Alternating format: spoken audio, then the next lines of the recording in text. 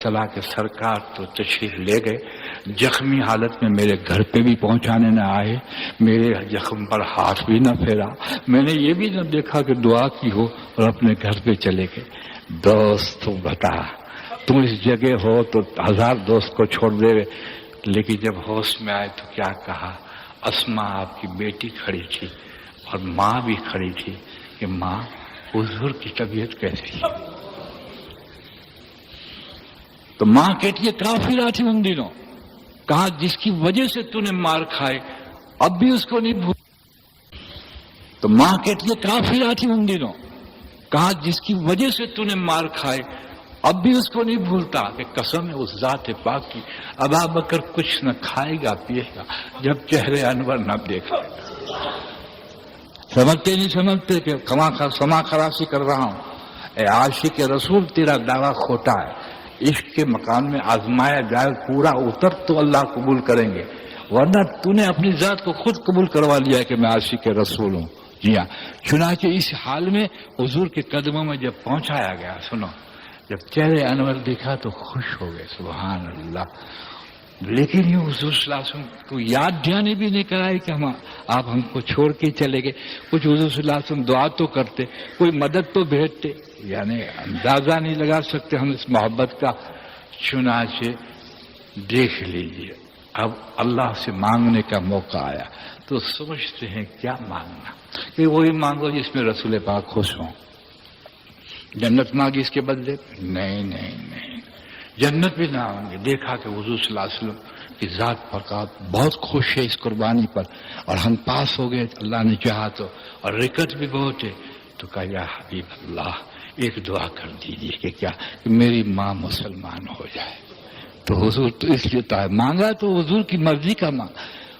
ایک تو عاشق پیار آ ہی رہا تھا، وہیں ہاتھ اٹھائے، اللہ نے وہیں آپ کی ماں کو مسلمان کر دیا۔ اتباع اس کو کہتے ہیں کہ تم حلوہ پکا کے ماشاء اللہ ہنڈیا پکاوے، پون ہنڈیا تو تم کھا جاوے، پا ہنڈیا کسی مولوی صاحب کو بھیج دے، اور چونکہ میں حضور سے محبت کرتا ہوں، تیرا بھلا ہو تیرا۔ تجھے پتا یہ خاتم النبیین ہے، جتنی اونچی ذات ہے اتنی محبت میں اونچی آزمائش۔ اس لیے ایک صحابی آئے کہ یا رسول اللہ صلی اللہ علیہ وسلم میں آپ سے محبت کرتا ہوں، آپ نے فرمایا صبر کر بات کر، کہ یا حبیب اللہ میں آپ سے محبت کرتا ہوں۔ اس کا کم و بیش مفہوم ہے کہ سوچ کر بات کر، کہ یا حبیب اللہ میں آپ سے محبت کر۔ فرمایا جو مجھ سے محبت کرے گا اس کی طرف پھاکا اس طرح سے آئے گا جیسے اوپر سے نصیب کی طرف نیچے کی طرف تیزی سے پانی آتا ہے، مجھ سے محبت کرنے والے کی طرف پھاکا اس طرح سے آئے گا۔ اگر تمہیں اور ہمیں پھاکا نہیں آیا تو کامل محبت نہیں، یہ حب طبعی ہے۔ اور حب طبعی اس کو کہتے ہیں جو اللہ رب العزت نے جیسے ماں کو مامتا دی، اس طرح سے امت کے دلوں میں حضور کی محبت ڈال دی۔ اس لیے کہ ماں کی مامتا پہ کچھ نہیں ملے گا، مشقت پہ ملے گا۔ ماں محبت کا بدلہ چاہے گی، کچھ نہیں ملے گا، اس لیے عطا ہی عطا ہے، اس میں اس کا کوئی عمل نہیں۔ اس کی مشقت پہ ملے گا کہ راتوں کو جاگی اور دودھ پلایا، اور وہ سوکھے میں وہ ان کو سلایا۔ اس طرح دوستو بزرگوں، حب طبعی ایک ذریعہ بن سکتا ہے حب کامل کا، لیکن جب تک کہ انسان پر پھانکے نہ آئے۔ اور یوں نہیں کہا حضور صلی اللہ علیہ وسلم نے کہ تجھ پہ پھانکے، بلکہ جو بھی مجھ سے محبت کرے گا اس کی طرف اس طرح سے پھانکے آئیں گے جیسے اوپر کے نصیب کی طرف تیزی سے ساتھ پھانکے آ رہے۔ الحمدللہ، اس لیے حضرت مولانا روم رحمہ اللہ تعالیٰ اپنے آنگن میں ٹہل رہے تھے، کسی نے دیکھ لیا کہ حضرت آج تو بہت خوش ہے کہ آج ایک مہمان آئے ہیں میرے لیے سعادت۔ ایک اچھا حضرت کون سے شہر سے آئے، کون سے شہر سے آئے؟ کہ مدینے سے آئے ہیں، اور حضور کے گھر میں جو رہتے تھے نا کہ کیا کہ پھاکا، اور ہمیں پھاکا آ جائے تو اوہو اللہ ہم سے ناراض ہے۔ اس لیے تو حقیقت کو جانتا نہیں، تو حقیقت کو جانتا نہیں کہ حضرت محمد صلی اللہ علیہ وسلم جیسے خاتم النبی ہیں، ایسی آپ کی شریعت بھی خاتم النبی ہے، اس کے حقائق بھی خاتم النبی ہیں، اور اس کے تمام خاکے اتنے اونچے ہیں جتنے میرے آقا اونچے، اتنے میرے آقا اونچے ہیں، اس لیے یاد رکھیے حضرت محمد صلی اللہ علیہ وسلم کی ادا میں جو مستحب کا درجہ ہے، مستحب کے بعد ادب کا درجہ ہے، اس کے اوپر سنت غیر موقعہ، اس پر سنت موقعہ، اس پر واجب ہے، اور واجب کے بعد فرض ہے، ٹھیک ہے. لیکن ایک مستحب جو ہے حضرت محمد صلی اللہ علیہ وسلم کی مستحب کے ادا کرنے پر اگر یہ قبول ہو گیا تو کہتے ہیں علماء دین کی 14 طبق کے خزانے سے بھی زیادہ جنت کا اللہ اس مستحب پہ دیں گے. دیا اس مستحب پہ تو دیں گے. تو حضرت محمد صلی اللہ علیہ وسلم کو مانے، اور تجھے اور مجھے حضرت محمد صلی اللہ علیہ وسلم ماں باپ اور سب سے زیادہ پیارا نہ ہو. معاف کرنا کہ میرے ماں باپ قربان، اور تیری پتلون بھی ابھی قربان نہیں ہوئی. یہ جو پتلون انگریزی کی پینٹائن ہے وہ بھی قربان نہیں ہوئی. تیری کون سی غیر اللہ کی ادا آپ پہ قربان ہوئی ہے؟ جھوٹانا بن. اس لیے خدا پاک کی قسم کھا کے کہتا ہوں حضرت محمد صلی اللہ علیہ وسلم کی اطاعت انسان کو کامل بنا دیتی ہے، اور اگر وہ کامل نہیں ہے تو سمجھنا اطاعت کامل اس کے پاس نہیں. یہ نقطہ سمجھ لیجیے آپ.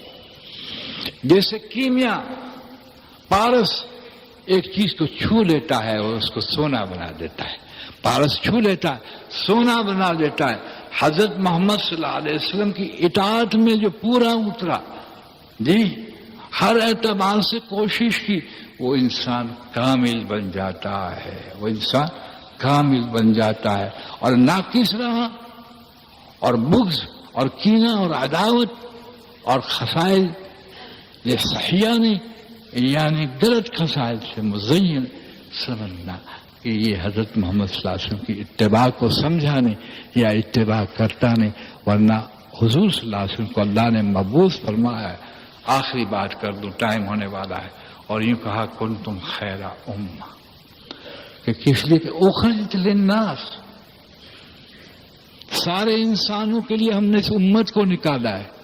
کہ سارے انسانوں کے لیے، کہ جی ہاں آپ بھی بنی نو انسان کے لیے، سب کے لیے نکالے گئے تھے، رحمت للعالمین تھے. اخرجت للناس کنتم خیر امہ. اگر امہ کہتے تو فرق ہو جاتا. خیر الامم کا کسی امت کو خیر الامم نے کہا، اس لیے خاتم النبیین کی امت ہے، یہ بھی خاتم ہے، اس لیے خیر الامم کہا. کہ پھر اس کو اپنے فلاح کے نکالا گیا تو ابھی بات بدل گئی. اخرجت للناس تمام عالم کے انسانوں کے لیے نکالا گیا ہے. تعمرون بالمعروف وتنہون عن المنکر وتؤمنون باللہ، تاکہ دنیا کے اندر یہ نیکیوں کا حکم کرے اور بدی سے روکنے کی کوشش کرے. کہ کیا؟ کہ دعوت اللہ. کہ یہ کیا؟ یہ کنتم خیرا علماء نے کہا، کنتم خیرا امہ کہا. علماء نے کہا ہے وہاں ایک جگہ تو علماء حق کو وارث الحق وارث کہا کہ میرے وارث علم کے ہیں، لیکن یہاں کنتم خیرا امہ کہا. کہ امہ کیسے کہا؟ سن لے گا. اس لیے کہ اللہ رب العزت نے پروردگار عالم ایک مزدور بھی ہے. ہم کہیں گے ایک مزدور ہے، اور ایک لوہار ہے، اور ایک گدھا چلاتا ہے، اور ایک ماشاءاللہ بھینس رکھتا ہے. وہ تو کچھ پڑا ہوا نہیں. معاف کرنا، پھر کس کو کہا کہ سب میں اللہ نے صلاحیت رکھی ہوئی ہے. سب میں صلاحیت رکھی ہے. کہ دلیل کہ حضرت عمر رضی اللہ تعالیٰ عنہ کو پوچھ، حضرت محمد صلی اللہ علیہ وسلم کی اتباع سے پہلے حضرت عمر رضی اللہ تعالیٰ عنہ فرماتے ہیں کہ میرے ماں باپ مجھے مارتے تھے، مجھے اونٹ چلانا نہیں آتا تھا، اتنا جٹ آدمی تھا میں. اونٹ چلانا نہیں آتا تھا، اتنا جٹ انسان تھا میں. لیکن جب میں نے حضور صلی اللہ علیہ وسلم کی اتباع کو اختیار کیا تو حضور نے ایک مرتبہ فرمایا میرے بعد کوئی نبی نہیں، اگر کوئی نبی ہوتا تو عمر ہوتے. صلاحیت اور استعداد تم میں اور ہم میں سب موجود ہے. جی ہاں، اللہ رب العزت کنتم خیر امہ کہا، لیکن ایک مرجھا کے رکھے. آپ جو کیسے اس کی مثال دیتے ہو؟ سن دوست، ایک جس کو تو بیج کہتا ہے، بیج نہیں ہے وہ، زمین میں ڈال، اس کو پانی پلا، سورج کی شعاعیں دے، تو دیکھا گیا تھوڑے وقت میں لہلہاتا ہوا پیڑ نظر آئے گا، درخت نظر آئے گا. تو بتا بیج کہاں گیا؟ کہ بیج میں پیڑ چھپا ہوا. اس طرح سے جاہل تو نہ کہا جائے. ان پڑھ سے ان پڑھ مسلم کے اندر کنتم خیر امہ دعوت کی صلاحیتیں اور اللہ رب العزت نے استعدادیں رکھی ہیں. لیکن تو آنسوؤں کا پانی نہیں دیتا، حضرت محمد صلی اللہ علیہ وسلم کی اتباع کا نور نہیں دیتا، اور اس کو کھاد نہیں دیتا جو چاہیے، اور تیری زمین پہ محنت نہیں کرتا تاکہ وہ شجر اگے، اور تو یوں قبر میں چلا جاتا ہے پیٹ بھر کے. اپنا پیٹ بھر کے قبروں میں چلا جاتا ہے اور نبی کے مقصد کا وارث نہیں بنتا، اور جو نبی کے مقصد کا وارث نہیں وہ زمین پہ خلیفۃ اللہ نہیں بن سکتا۔ جو آپ کے وارث نہیں، اس لیے آپ کی امت کو بھی خیر الامم قرار دیا۔ یہ بھی دلیل ہے خاتم النبیین کی۔ اللہ پاک قبول فرمائے۔ تم تو آمین کہو، میں دعا کروں۔ 4 جمعے ہوئے خاتم النبیین بات کرنے، اللہ لفظ لفظ قبول فرمائے۔ اللہ نے اگر توفیق دی تو 5ویں میں بھی اس کی بات کریں گے انشاءاللہ تعالی۔ کیسے تو 4 بھر گئی ہیں، اللہ قبول فرمائے۔ پروردگار درود شریف پڑھ لیجیے۔ وآخر دعوانا الحمدللہ رب العالمین۔